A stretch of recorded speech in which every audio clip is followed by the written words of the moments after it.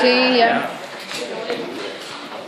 Bueno, entonces, hasta lo que veamos hoy, entra el examen, hoy terminamos esta clase. En la sección anterior terminé como 15 minutos antes, 10 minutos antes, así que probablemente la clase sea más pequeña hoy. Les digo probablemente porque a veces están hablando de más, ¿sí? Entonces, el día de ayer recibimos clase. Sí. El día de ayer estuvimos viendo todo lo que era el asterismo. Entonces, ¿cuál es la definición completa del asterismo? Cambio de conformación, produce un cambio en afinidad. Y en base a esto entonces podemos clasificar a los efectores alostéricos como positivos y negativos. ¿Los positivos qué hacen?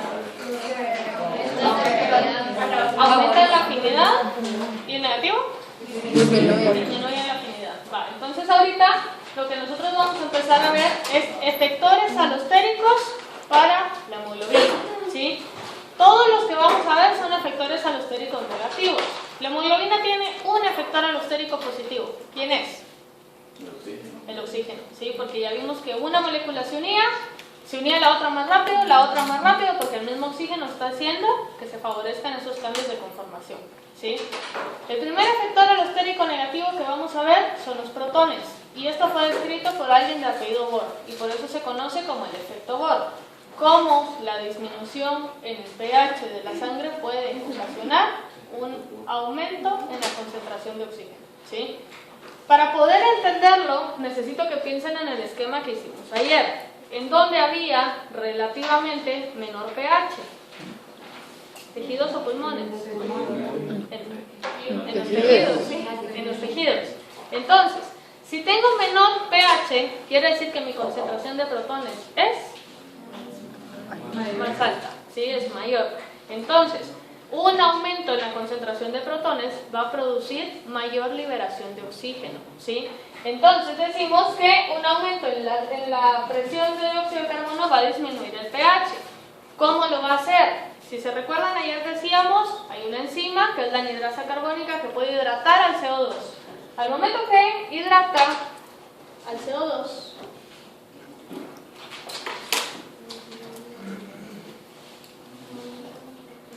aquí dice CO2, ¿sí? Al momento que el CO2 es hidratado, se convierte en ácido carbónico. El ácido carbónico es un donador de protones, por lo tanto puede venir y donar su protón. Entonces ven aquí, el protón ya quedó solito, ¿sí? Este protón tiene la capacidad de protonar a la hemoglobina. Cuando la hemoglobina se empieza a protonar, cambia de un estado, ¿qué estado? De un estado R a un estado T, ¿sí? Y el estado T entonces ahora es la hemoglobina sin el oxígeno. ¿Qué pasa con el oxígeno? El oxígeno quedó solito, ¿sí? Quedó suelto. Entonces, ¿qué estamos haciendo? Favoreciendo que cuando hayan altas concentraciones de CO2 puedan ser compensados con altos niveles de oxígeno, ¿sí? Porque un aumento en el CO2 al final se va a ver reflejado con un aumento en el oxígeno. Al final lo que queremos es el equilibrio, ¿sí? Entonces aquí lo podemos ver. Si se fijan, es una gráfica muy parecida a la de ayer. En el eje Y tenemos porcentajes de saturación, abajo tenemos presiones de oxígeno. ¿En dónde vemos la media de saturación? Al punto 5, ¿sí? Y en la media de saturación, ahora lo que nosotros estamos viendo es valores de pH. Si se fijan, la hemoglobina va perdiendo afinidad cuando el pH es más ácido. La mioglobina no, ¿sí? La mioglobina sigue siendo más afín. ¿Se dan cuenta que la línea rosada está antes de la línea azul? ¿Sí? Quiere decir que a ese valor de pH, la hemoglobina tiene menor afinidad, necesita más presión de oxígeno para poderse saturar, y a un pH menor necesita... no, es lo mismo, sí. Al final es lo mismo. Necesito más presión de oxígeno para poderla saturar porque hay mayor liberación si el pH cambia. ¿Sí se entiende? Raúl, ¿se entiende? ¿Sí? Va.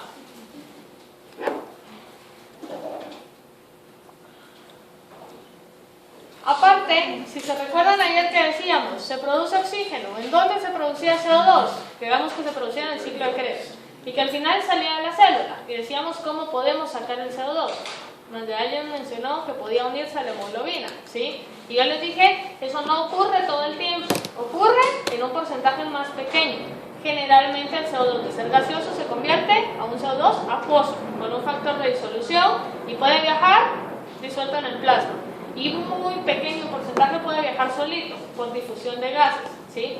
Pero hay otro porcentaje igual de pequeño que tiene la capacidad de unirse a la hemoglobina. Pero si se fijan entonces, cuando el CO2 se une a la hemoglobina, pasa a llamarse carbaminohemoglobina. Entonces tenemos carbaminohemoglobina, metaglobina, tenemos oxihemoglobina y desoxihemoglobina, ¿sí? Haciendo referencia a los grupos que tengan unidos a su estructura. Entonces, en este caso, quiero que vean que es un efector alostérico negativo también. Quiere decir que se forma la carbaminohemoglobina y se pierde afinidad. Entonces, el efector alostérico negativo es el CO2. La presencia de CO2 desciende el pH en el interior de los glóbulos rojos. ¿Cómo se le llama este efecto? Efecto Bohr, ¿sí? Puede ser transportado en forma de aductos de carbamato. Entonces, ya vimos que un aumento en el CO2, si regresamos acá, si regresamos a esta,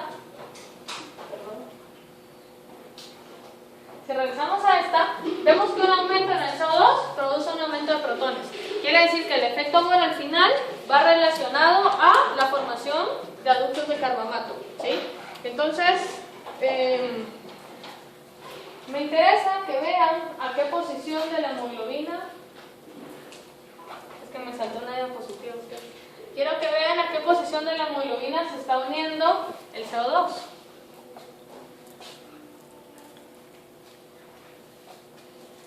¿A dónde se une? ¿Qué ven ahí en la imagen? ¿A qué grupo funcional se está uniendo? A un grupo amino. Quiere decir que no se está uniendo a la posición en la que se unía el oxígeno. ¿En qué posición se unía el oxígeno? ¿Dónde? ¿En qué posición de diálogo?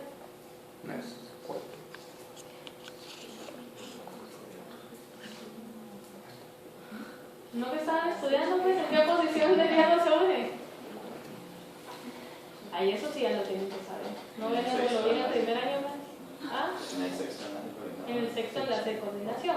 Quiere decir que necesito que en este momento, para los que traen la idea de que sale el oxígeno y entra el CO2 a la misma posición, se les borre, porque no ocurre eso. El trono del oxígeno es el sexto enlace de coordinación y nadie se lo quita. Si no está, el trono queda vacío, ¿sí?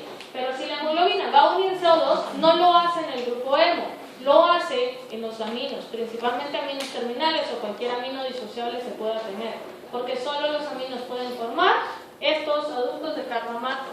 Los aductos de carbamato no es más que un CO2 unido a un grupo amino, ¿sí? Que es lo que está pasando acá. ¿Sí lo ven? ¿Sí? Vamos. Entonces, voy a regresar a la diapositiva que me había saltado. Esto es básicamente el resumen. Aquí tenemos nosotros pulmones, porque yo estoy viendo una presión de oxígeno muy alta, ¿sí? En los pulmones, yo inhalo el oxígeno. Cuando inhalo oxígeno, de estar en un estado T, paso a un estado R, ¿sí? Un estado de alta afinidad al oxígeno. Este oxígeno llega a tejidos donde hay menor presión parcial de oxígeno. Llego a los tejidos y ¿qué pasa acá? La presión de oxígeno, y como se pierde afinidad, va a liberar el oxígeno y se convierte de una oxihemoglobina a una desoxihemoglobina, o de una R a una T, ¿sí? Libera el oxígeno y cuando libera el oxígeno la mioglobina es más afín y la mioglobina entonces lo agarra y se convierte en oximioglobina, ¿sí? La oximioglobina lo lleva entonces a la mitocondria, en donde ocurre el proceso de respiración celular que produce CO2 y donde ocurre la cadena de transporte de electrones, en donde el oxígeno se reduce a agua, ¿sí? Se forma CO2 y agua. Al final, ¿qué tengo? La mioglobina sueltita otra vez, ¿sí? Luego, ¿qué pasa? Esta hemoglobina que habíamos dejado acá, ahora va a regresar al pulmón. Pero en el proceso puede ser que el CO2 que está siendo producido por la misma célula, la anhidrasa carbónica lo convierta a bicarbonato y a protones libres. Ya vimos en la fórmula de disociación cómo eso podía ocurrir. Libera protones y los protones pueden unirse a la hemoglobina y eso hace que libere más oxígeno. Quiere decir que esta liberación puede ocurrir acá o puede ocurrir más rápido con esto. ¿Qué están haciendo los protones? Haciendo que la hemoglobina pierda afinidad a su ligando, ¿sí? Y por lo tanto lo está soltando. La hemoglobina llega acá y estos mismos protones, al llegar al pulmón, pueden venir hacer que el ácido carbónico, que el bicarbonato se convierta en ácido carbónico, o sea, protonarse, y este ácido carbónico luego puede disociarse en agua y en CO2. ¿Y qué pasa en el pulmón? El CO2 que antes viajó unido a protones, por ejemplo, o que viajó disuelto como bicarbonato, pudo ser convertido a CO2 y puede ser exhalado en la respiración. ¿Sí? Entonces, ¿qué necesito que vean acá? Que la anhidrasa carbónica actúa a dos niveles diferentes, desplazando equilibrios. Acá lo desplaza hacia la protonación, desprotonación del ácido, y acá lo desplaza hacia la protonación del ácido. ¿Sí? ¿Sí lo ven? No.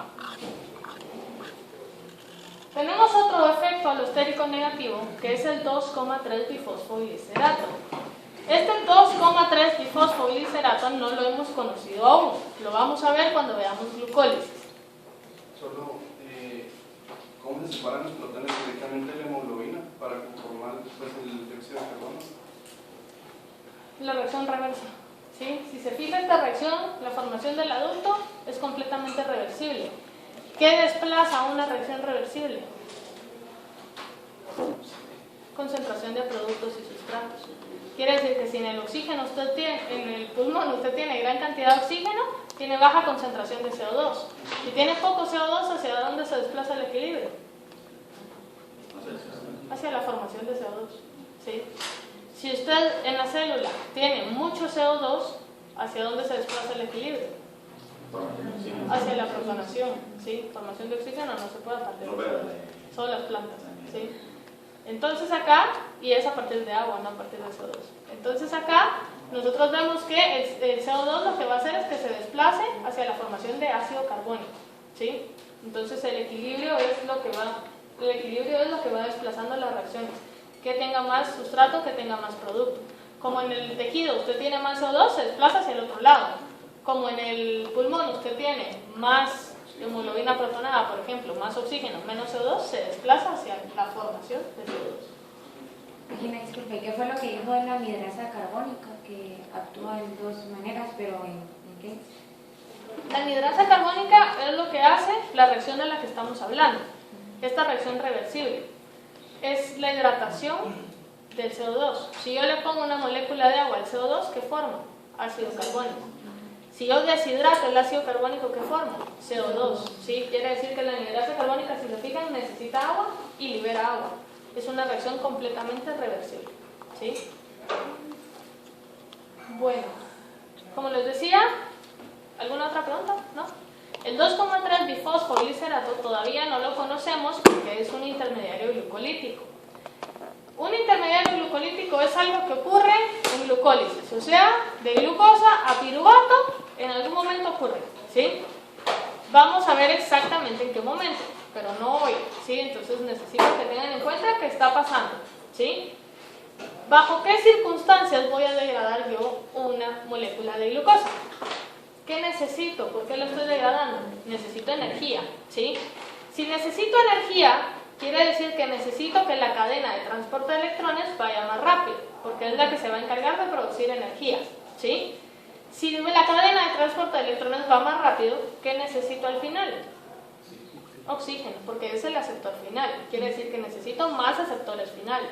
Por lo tanto, si yo necesito más energía, necesito más oxígeno, ¿sí? Quiere decir que si yo me voy corriendo de aquí a la garita de allá, asumiendo que llegara, yo voy a necesitar más cantidad de energía. Y por lo tanto, mi demanda de oxígeno va a aumentar, ¿sí? Voy a empezar a respirar más rápido.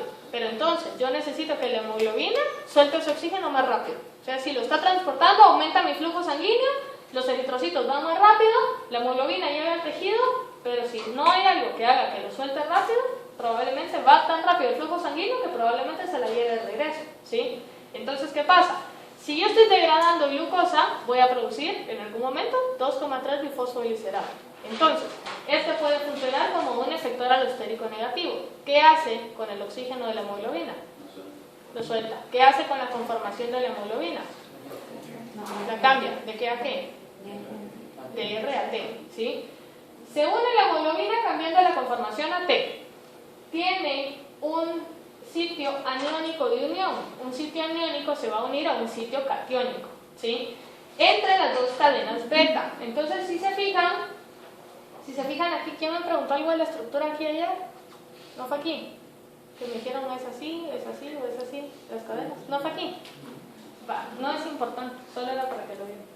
Entonces acá, lo que me interesa que vean es que entre las dos cadenas beta se forma un sitio catiónico, o sea, un sitio con cargas positivas. Eso ocurre en una situación normal, en una estructura normal. Y por eso ayer les hacía la observación de que en un centro polar yo puedo tener aminoácidos polares, siempre y cuando estén estabilizados, ¿sí? Entonces, ¿qué pasa? Tengo muchas cargas positivas aquí y se unen 2,3 bifosfoglicerato, bifosfo, dos fosfatos.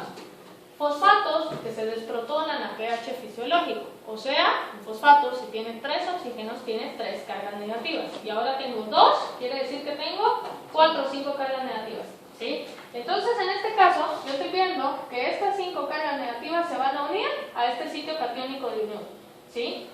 ¿Y qué pasa? Si se está uniendo entre las dos cadenas beta, está haciendo que la estructura completa de la hemoglobina cambie de R a T. No está liberando una molécula de oxígeno, está liberando 4 moléculas de oxígeno, ¿sí? Quiere decir que la liberación por el 2,3 bifosfoglicerato es mucho más rápida, ¿sí? ¿Por qué? Porque si yo me fui corriendo de aquí para allá, la energía la necesito y la necesito ahorita, ¿sí? Entonces, en este caso, decimos el resultado es mayor liberación de oxígeno en los tejidos. No es lo mismo que un protón se una a una cadena y que a una subunidad y que esta subunidad cambie de R a T, pero las otras siguen en R, ¿sí? Este hace que las 4 cadenas que están en R cambien a T de un solo. ¿Sí se entiende? ¿Sí? No. Aparte hay un efecto que es un efecto por temperatura. De aquí a que yo llegue a la garita, probablemente llegué sin suéter y llegué sudando y un poco chapuda, ¿sí? Entonces, ¿qué pasa acá? El trabajo muscular libera calor, y libera calor porque ustedes saben ya que el calor es una forma ineficiente de energía. Quiere decir que no todos los procesos son eficientes al 100%. Van a liberar calor en alguna parte, ¿sí? Mientras están reaccionando, un porcentaje queda en el enlace químico y otro porcentaje se pierde en forma de calor. Y si yo me fui corriendo, quiere decir que hay un montón de reacciones que están ocurriendo en un ratito, ¿sí? Ese montón de reacciones entonces lo que van a hacer es venir y liberar más cantidad de temperatura. Incrementa la temperatura celular y por lo tanto la afinidad de la hemoglobina por el oxígeno va a disminuir. Entonces, ¿qué está pasando? Mi demanda de oxígeno aumentó, pero la respuesta para captar más oxígeno también aumentó. ¿Por qué? Porque si estoy degradando más, tengo más respiración celular. Quiere decir que hay más CO2. Ahí va el primer efector alostérico negativo. Si hay más CO2, hay más protones. Segundo efector alostérico negativo. Si estaba corriendo y era glucólisis lo que estaba funcionando, tengo 2,3 difosfoglicerato. Y aparte, hubo tanto trabajo que se desacoplaron tantos enlaces que se produjo calor. Quiere decir que 4 cosas están haciendo que la hemoglobina suelte el oxígeno. Si no la agarró un protón, la agarró el calor, y si no, la agarró cualquier otra cosa. Al final el efecto es que mi célula está recibiendo el oxígeno necesario para mantener la demanda de energía, ¿sí? Por eso decimos la liberación al final es más eficiente en los tejidos adyacentes, obtienen el oxígeno que necesitan. ¿Se entiende aquí? ¿Sí? Bueno. Hay una enfermedad, que es la enfermedad aguda de las alturas, o más popularmente conocida como el mal de montaña, ¿sí? Entonces, ¿qué pasa? Alguien se va a escalar un volcán o se va a un lugar que es muy alto y se empieza a sentir mal, me duele la cabeza, se me están tapando los oídos, me dio náusea, me mareé, empecé a sudar frío. Adelántense, yo los alcanzo en un ratito, ¿sí? Entonces, ¿qué pasa? Disnea, taquicardia, cefalea, náuseas, anorexia y trastornos del sueño. Esta parte de anorexia y trastornos del sueño es cuando el proceso se va volviendo muy crónico, ¿sí? Y puede causar edema cerebral que va a estar inducido por la hipoxia y la saturación de oxígeno puede disminuir al 81%. Una saturación de oxígeno debe mantenerse entre 90 y 95 para ser no tan mala, ¿sí? Una saturación de oxígeno óptima está entre 95 y 100, ¿sí? La compensación va a ser una hiperventilación. La hiperventilación lo que va a hacer es aumentar demanda de oxígeno, pero empieza a ser la respiración más deficiente. Por lo tanto, el CO2 en algún momento se va a empezar a acumular. Ese CO2 va a hacer que se desplace el equilibrio hacia la formación de protones. Y por lo tanto, el aumento en la concentración de protones produce mayor liberación de oxígeno. Esa es una respuesta inmediata, o sea, fueron a un volcán una vez en su vida y bajaron para no volver, ¿sí? Pero ¿qué pasa si alguien lo hace ya como deporte o lo hace con, supongamos, Jaime Viñales? ¿sí? Lo hace por afición, por trabajo, por lo que sea que lo haga. Llega un punto donde la compensación se empieza a volver crónica. Y la compensación crónica es que aparece policitemia. ¿Qué es la policitemia?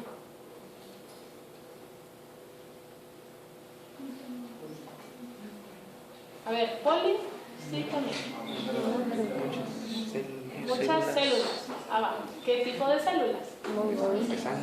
Hemoglobina no es una célula. Eritrocitos. Si hay más eritrocitos, ahora sí la concentración de hemoglobina es mayor. Si tengo más hemoglobina, quiere decir que el transporte es deficiente porque hay una saturación de oxígeno baja, pero hay más transporte, ¿sí? Las camionetas son malas, pero hay más camionetas. Entonces eso hace que más gente pueda movilizarse, más oxígeno puede movilizarse, ¿sí? Por lo tanto, entonces, la policitemia seguramente le hacen una hematología a Jaime Viñals y le sale una hemoglobina de unos 50 y algo, 60, ¿sí? O sea, respecto a un valor normal, ¿sí? O un hematocrito, por ejemplo, lo tendría bastante alto porque su concentración o su paquete de glóbulos rojos va a ser superior al de todos los demás. ¿Por qué? Porque su cuerpo lo está produciendo como una compensación a la falta de oxígeno. ¿Sí se entiende? ¿Sí? Aparte hay otros tipos de hemoglobina. Tenemos a la hemoglobina fetal y si se fijan, la hemoglobina fetal está hecha por 2 cadenas alfa, salud, y 2 cadenas, y 2 cadenas gamma, ¿sí? Si se fijan ahí, gamma, ¿qué me está diciendo? 2 cadenas alfa y 2 cadenas gamma. Que la estructura primaria es diferente, ¿a quién? A las beta, porque las alfas son exactamente igual. Perdón. Sí, ¿verdad? A las beta porque las alfas son iguales, porque tiene 2 alfas. ¿Sí?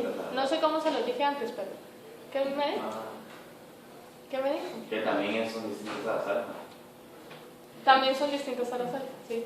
Pero yo estaba hablando de la hemoglobina en general, sí. Entonces, lo que yo estoy viendo acá es una curva de saturación de oxígeno, la gráfica que tenemos acá. ¿Qué hemoglobina es más afín?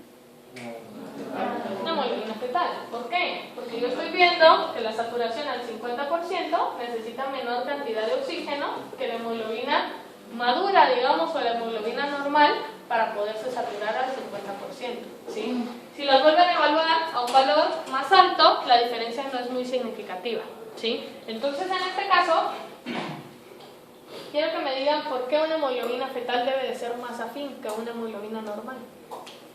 Porque no está recibiendo, no tiene el mismo funcionamiento de respiración que la luz. ¿Cuál es el funcionamiento? ¿Qué me dijo? No se han desarrollado los pulmones. No se han desarrollado los pulmones, ajá, puede ser, pero igual aunque se desarrollaran no pueden respirar allá adentro, así que no están funcionando tampoco. ¿Qué más se les ocurre?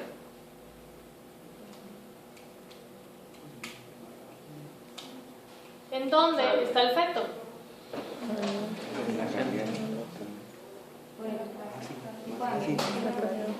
Exacto. El microambiente es un ambiente rico en CO2 o en oxígeno. CO2.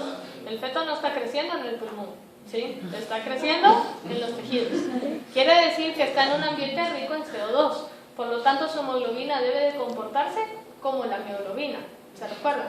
Debe de aumentar la afinidad porque aún en condiciones adversas debe de tener la capacidad de robarle todo el oxígeno que pueda a la madre. Y lo necesita en gran cantidad.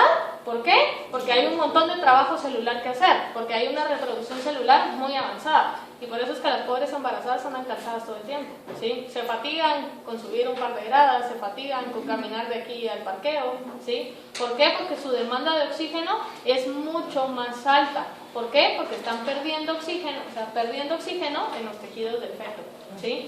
Entonces acá vemos a otros 2 tipos de hemoglobinas. Tenemos las hemoglobinas alfa, ¿sí? Y tenemos a las hemoglobinas S. Las hemoglobinas A o alfa son las conocidas como las talasemias, ¿sí? Hay otras que son betas talasemias. Las talasemias son defectos genéticos y me voy a quedar con esa definición porque hay un montón de categorías diferentes. No estoy segura si esto lo van a ver en correlación la semana que viene. ¿No saben? ¿No saben qué tema les toca la otra semana? Hemofilia. Hemofilia. O algo así, o sea, es que a nosotros nos hablar No importa, yo hablo con Jimena, si no lo ven en correlación, yo busco algún artículo que hable de estas talasemias y lo trabajamos como revisión de artículo en clase, ¿sí? Para que lo puedan ver. Entonces, hay un montón de tipos diferentes acá, y lo que yo quiero que vean es el efecto que produce sobre los glóbulos rojos. ¿Ven esta formación como de anillitos acá? ¿Sí? ¿Ven esos como manchitas blancas dentro del eritrocito? Reflejan una baja concentración de hemoglobina. La hemoglobina, para que sea eficiente, debe tener un grupo hemo eficiente, que es el que genera la coloración. Si yo no tengo esa hemoglobina con ese grupo hemo, la coloración se pierde, ¿sí? Porque ya no estoy reflejando color. Entonces es lo que nosotros podemos ver acá. Hay falta de color en los eritrocitos. Salud. Y eso es, entonces, la causa de anemia. Por eso es que la anemia vuelve a los procesos ineficientes dentro del organismo porque no hay un transporte adecuado de oxígeno, ¿sí? Luego tenemos la hemoglobina S, que es la drepanocitosis, que recuerden que ya les expliqué que era un cambio de una valina por un ácido glutámico, que de tener un aminoácido polar, ahora tengo un aminoácido apolar, ¿sí? Y que entonces lo que pasaba era que de estar orientado hacia afuera, va a estar orientado hacia adentro. La hemoglobina S es mucho más afín al oxígeno que una hemoglobina normal. ¿Qué pasa con la oxigenación? No se da, es más ineficiente. Pero si comparan estos eritrocitos con los de arriba, estos están así gorditos y con colorcito, ¿sí? Quiere decir que no es la hemoglobina, o sea, la absorción de color no está mal, o sea, la oxigenación no está mal, la oxigenación está bien para la hemoglobina. El problema es que la hemoglobina no lo está soltando en el tejido, ¿sí? Entonces el tejido es el que está sufriendo esas condiciones de hipoxia, ¿sí? Y entonces aquí nosotros vemos que se da esa curvatura en forma de luna, en forma de media hoz, pero acuérdense que quien se está curvando es la hemoglobina y que tantas hemoglobinas apolares acá empiezan a generar esa forma de media luna o forma de hoz en los eritrocitos, ¿sí? Bueno,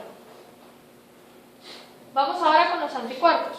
Los anticuerpos realmente van a tener toda una clase para hablar de anticuerpos y de respuesta inmune y de sistema inmune el otro año. Se van a dar gusto con eso, ¿sí? Por el momento, ¿qué me interesa que sepan? Que sepan la estructura de un anticuerpo. Yo no sé si esto lo ven en primero también. ¿También lo ven ahí? Va. Entonces, lo ven en su superbiología de primer año. Entonces acá vamos a ver básicamente la estructura. Lo que me interesa es que sepan reconocer regiones variables, regiones constantes, ¿sí? Entonces acá decimos es el sistema de defensa contra antígenos a través de síntesis de inmunoglobulinas, que son los anticuerpos, ¿sí? Inmunoglobulina es el anticuerpo. Lo digo porque a veces creen que son cosas diferentes, es lo mismo, ¿sí? El anticuerpo va a ser cualquier agente que sea reconocido como extraño.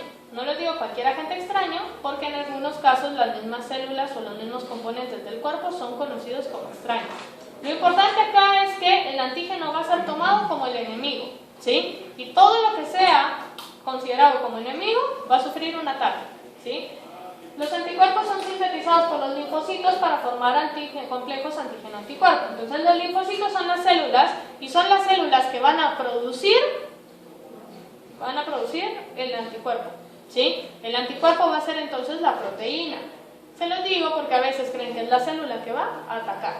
No, la célula, si se fijan, tiene un núcleo bien grandote. Quiere decir que la cantidad de ADN que tiene desenrollado es muy grande, porque necesita tener esos procesos de transcripción y traducción muy activos. ¿Por qué? Porque necesitamos liberarlos a la sangre de una forma rápida en el momento de un ataque o al momento de una infección, ¿sí? Y por eso es que la mayoría de trabajos, cuando se hacen con ADN o así, es preferible hacerlos a partir de glóbulos blancos, porque tienen un núcleo grandotote, ¿sí? Entonces, el complejo antígeno-anticuerpo va a ser cuando el antícuerpo reconozca el antígeno y por lo tanto se forma un complejo más grande, pero entonces este anticuerpo tiene que tener una parte constante, una parte que permita dar la señal de decir, ya formé el complejo, vénganme a destruir, vénganme a atacar, ¿sí? Ya lo tengo agarrado. Entonces, acá vamos a ver la estructura del anticuerpo y como les dije, una parte constante y una parte variable. Dice, los anticuerpos son oligómeros en forma de Y. ¿Qué era un oligómero? Una proteína con pocas subunidades. Tiene carbohidratos. ¿Y por eso no solo es una proteína, sino es una glicoproteína, ¿sí? Los carbohidratos no se ven en esta imagen, pero súmanlo en la parte de abajo de la Y, ¿sí? Como en esa base. Está formado por dos cadenas pesadas, unidas covalente o de tipo no covalentemente. Covalente, ¿sí? Hemoglobina hablábamos de subunidades, aquí estamos hablando de cadenas, ¿sí? Dos cadenas pesadas idénticas con 4 dominios unidas por puentes de sulfuro. ¿Cuál era la definición de un dominio? Tenía una función independiente del resto de la proteína, ¿sí? Ya vieron que no es mentira que si se pierden en la primera clase, se pierden en las demás, ¿sí? Entonces acá está, dos cadenas pesadas, y son pesadas porque pesan más, son más grandes. Tienen 4 dominios, 1, 2, 3, 4, y de esta tengo 2, ¿sí? Vamos. Luego decimos, dos cadenas ligeras porque pesan menos, son más chiquitas, con 2 dominios, 1 y 2, 1 y 2, más pequeñas. Entre sí están unidas por puentes de sulfuro. Puente de sulfuro, puente de sulfuro, puente de sulfuro. ¿El puente de sulfuro es una unión covalente o no covalente? Covalente, y por eso estamos diciendo que son cadenas, ¿sí? Luego, si se fijan, en esta parte de acá, el ejemplo lo hace como más suelto, como asas, como mayor libertad, mayor apertura. Acá no tanto. Esta parte, que es como con mayor apertura y mayor libertad, funciona como una bisagra, para que el anticuerpo pueda adaptarse a la forma del antígeno, ¿sí? Para que pueda moverse hacia diferentes lados. Y si se fijan, esta no está unida en otro punto, sino está unida únicamente acá. Eso le da mayor flexibilidad al anticuerpo también, ¿sí? Bueno, entonces, en total vemos que todas las cadenas están sintetizadas de amino a carboxilo terminal. Todos los aminos están arriba, todos los carboxilos están abajo. Los carboxilos representan parte de la región constante. Entonces, si se fijan, hay un código de color ahí, un color pastel y un color fuerte, ¿sí? El color suave representa toda la región constante. El color fuerte representa toda la región variable. Básicamente se dice que todo lo orientado hacia el carboxilo terminal representa una región constante y que todas las regiones amino terminal representan una región variable, ¿sí? Variable en función a quién? Al antígeno. Quiere decir que si es un anticuerpo con hepatitis, todos los anticuerpos con hepatitis van a ser iguales, no van a variar entre sí, ¿sí? Va a ser variable uno contra hepatitis C, otro contra hepatitis B, otro contra el núcleo de la hepatitis B, otro contra la cápside de la hepatitis B, otro contra la superficie de la hepatitis B. Entonces, ¿qué quiero que vean? Que un mismo anticuerpo puede ser atacado en diferentes puntos y que esa variabilidad va a ser en función al punto que ataquen. Si atacan un punto en particular, no pueden reconocer ningún otro. Entonces, esta variabilidad, si se ponen a pensar en la síntesis de proteínas, el trabajo que representa es muy grande. ¿Por qué? Porque yo tengo que dar la instrucción de cómo quiero sintetizarlo. Es como que ustedes mandaran a hacer algo al sastre, no les dicen háganme una camisa. Tienen que tomarles las medidas, el brazo, el hombro, todo lo demás. Bien medidito para que quede bien hecho el anticuerpo. Que sea un reconocimiento completamente perfecto, ¿sí? Entonces, ¿qué pasa? En esta parte, lo que quiero enseñarles es que es el mismo motivo el que se repite a lo largo de toda la estructura. ¿Se recuerdan cuando vimos motivos? Les dije, vean, este es el del sándwich, este lo encontramos en los anticuerpos. Acá lo estamos viendo. Cadena pesada, lo que está en amarillo. Un dominio, 2, 3 y 4. Cadena pesada, lo que está en morado. 1, 2, 3, 4. ¿Sí? Si se fijan, cada dominio es un motivo de emparedado. Y en este caso, el ejemplo es que el motivo es el dominio. ¿Sí? ¿Se acuerdan de dominios, motivos? ¿Sí? No. Y aquí estarían las ligeras. 1 y 2, 1 y 2. Es el mismo motivo el que se va repitiendo a lo largo de la estructura. ¿Sí? En esta imagen, lo que quiero enseñarles es las Cs y las Vs. ¿Sí? Variables, constantes. Constantes, el extremo FC, donde radican las propiedades biológicas, unión al complemento, como que el permiso o el pasaporte para poder atravesar la placenta, hacia dónde va a atacar cada anticuerpo, hasta dónde se le permite llegar, ese tipo de cosas. La región variable, que es lo que está hasta arriba, son las regiones de reconocimiento al antígeno. En la imagen de la par, todavía está un poco más exagerada, región hipervariable, ¿sí? Va a variar. La constante sigue siendo la misma, estamos viendo los puentes de sulfuro en las mismas posiciones, y esto es lo que me interesa resaltarles acá, que no aparecen las otras, pero que todos lo tienen. Todos tienen anticuerpos. El día, salud, mañana no hay clase. El viernes hay clase. Mañana hay clase. Mañana sí, el viernes no. Sí. Entonces, el anticuerpo, mañana vamos a empezar a ver entonces carbohidratos. ¿Sí? Eso ya no entra en el parcial. En el parcial del lunes, pues en el otro sí. Pero entonces, vamos a empezar a hablar de los carbohidratos como mensajeros de señalización, como agentes capaces de llevar información, que es donde entra todo lo de la glicobiología, ¿sí? Entonces, ¿qué pasa?